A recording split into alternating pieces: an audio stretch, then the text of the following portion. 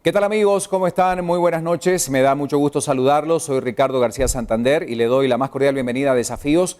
Una vez a la semana, 30 minutos dedicados exclusivamente a hablar de los grandes temas de la realidad económica del país y en este caso con un problema de larga data que no solamente afecta a Guatemala, sino a toda la región centroamericana y a otros países también por las drásticas consecuencias que tiene directa e indirectamente para todos los sectores productivos del país. Esta noche vamos a hablar del contrabando en Guatemala. ¿Cuáles son los planes que se están efectuando de distintos sectores, no solamente el gubernamental, sino el empresarial, desde el Congreso de la República? ¿Cuál es la posición frente a este tema que, insisto, trae graves consecuencias para el crecimiento y el desarrollo de Guatemala? Esta noche, en Desafíos, hablamos del contrabando y sus consecuencias. Este es el reportaje introductorio y luego sí, nuestros invitados. 11 de julio del 2014, Quetzaltenango.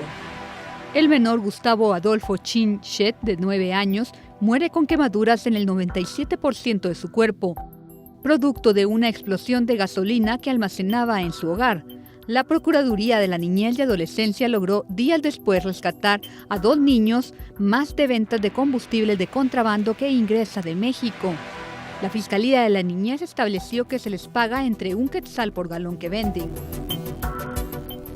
Año 2011. En Colombia, por lo menos 4 personas murieron por licor de contrabando adulterado. El mismo año mueren 143 personas por el mismo motivo en la India. En el futuro, Guatemala puede retornar a problemas visuales debido a que el contrabando de azúcar no cuenta con vitamina A que necesita. En 25 minutos por la frontera se logra ver 20 cámaras que atraviesan con un 80% de productos de leche en polvo, fórmulas infantiles, café y cereales de dudosa procedencia. La venta de cigarrillos ilegal también incrementa. Esto solo es parte de lo que el contrabando a nivel mundial y nacional está causando a nuestras sociedades, afectando los empleos, las empresas, recaudación de impuestos y población que consume los productos y la seguridad. En Guatemala, los sectores afectados son hidrocarburos, avícola, granos, manufactura de productos de consumo, salud, maquila de productos, entre otros. Guatemala es un mercado final para el contrabando y al mismo tiempo un centro de distribución logístico. El contrabando reduce el presupuesto estatal que se suple con deuda, préstamos y más impuestos. El año pasado hubo modificaciones de ley de la SAT y el Ministerio de Salud para mejorar el combate de este delito. En las últimas semanas, el gobierno afirma estar reforzando estos controles. ¿Qué están haciendo? ¿Qué efectos ha tenido este problema para el sector empresarial?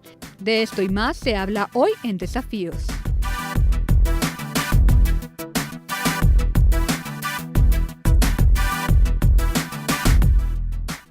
Y efectivamente, acabamos de ver estas cifras, estos datos en este reportaje introductorio y hay que hablar de todo lo que implica el contrabando, las consecuencias directa e indirectamente para distintos sectores productivos del país. Y vamos a hablar desde el punto de vista gubernamental, de la seguridad, cómo se está trabajando, qué acciones se están tomando para combatirlo. Y me da muchísimo gusto presentar esta noche a quien nos acompaña para poder abordar en este primer bloque ampliamente este tema. Está con nosotros la señora fiscal general, licenciada Telma Aldana. ¿Cómo le va? Bienvenida. Buenas noches. Gracias por acompañarnos, bienvenida a Desafíos. Gracias. Bueno, un tema delicado, un tema en el que se está trabajando, pero ¿qué tan compleja es la realidad del contrabando en el país?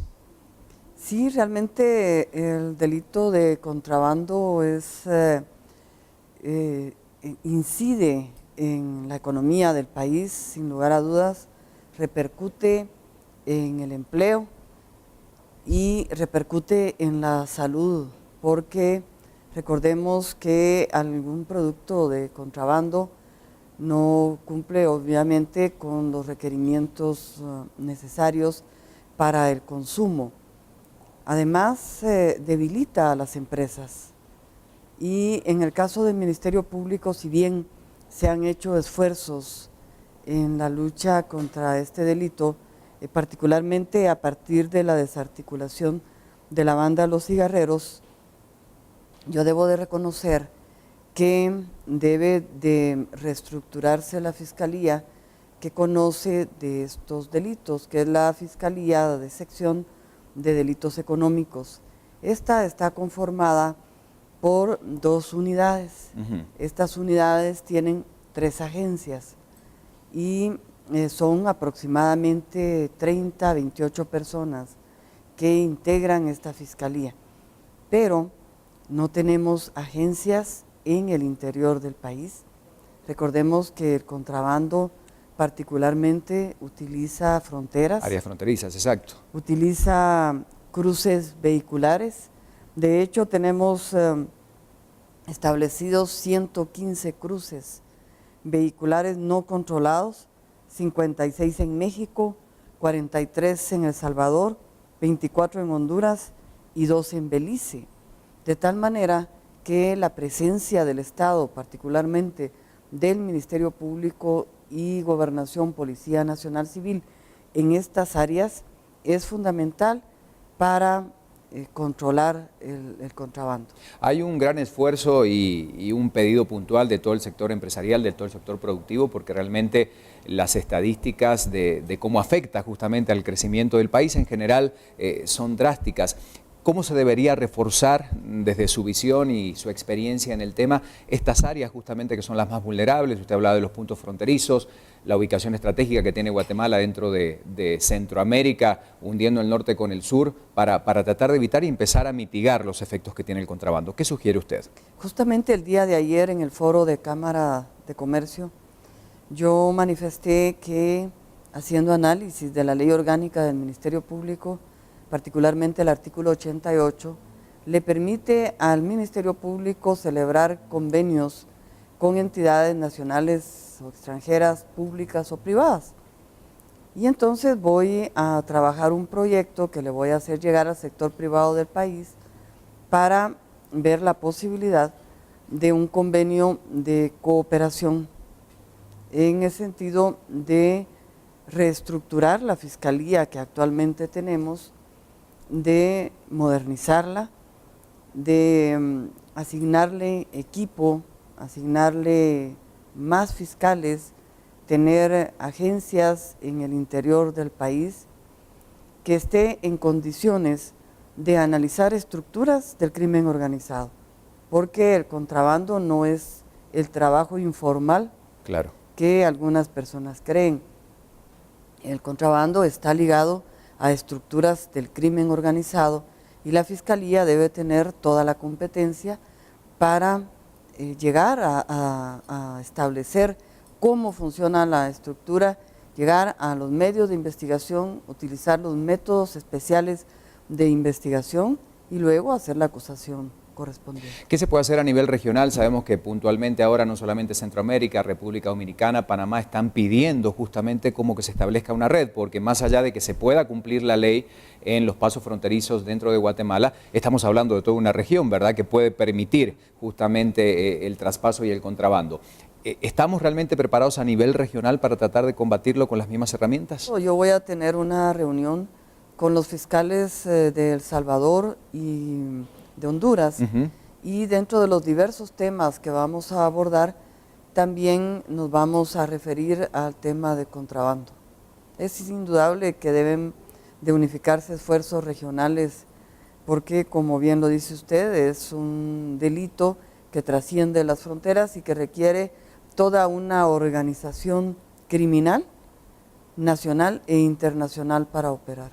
Y dentro de las mismas esferas justamente de los agentes en las aduanas y de muchas otras personas que de una u otra manera entran en esta red de corrupción permitiendo que este delito se pueda seguir dando, deberían ser más estrictos los controles para que la ley que existe se pueda cumplir, sobre todo en esos puntos tan vulnerables del país. Sí, son varios aspectos que hay que mejorar. En primer lugar, desde luego, los controles. Es fundamental el control que se hace en las fronteras, pero en segundo lugar, y también sumamente importante, es el papel de la Policía Nacional Civil y del Ministerio Público en la investigación, en la persecución penal, y también llevar a los tribunales del país procesos formativos para que los jueces también tengan especialidad en este tema del contrabando. Recién usted hablaba de esta estructura criminal, un tema que ha sido noticia estas últimas semanas de los guerreros. ¿Cómo está este caso? ¿Cómo avanza? Porque sí, tienen una manera muy particular de operar. ¿Cómo va ese caso? Sí, este caso, la banda integrada por 42 personas, el Ministerio Público ha hecho el trabajo de investigación y está sujeto a un juez contralor. Sin embargo, se les ha otorgado medida sustitutiva. lo cual ha sido impugnado por el Ministerio Público.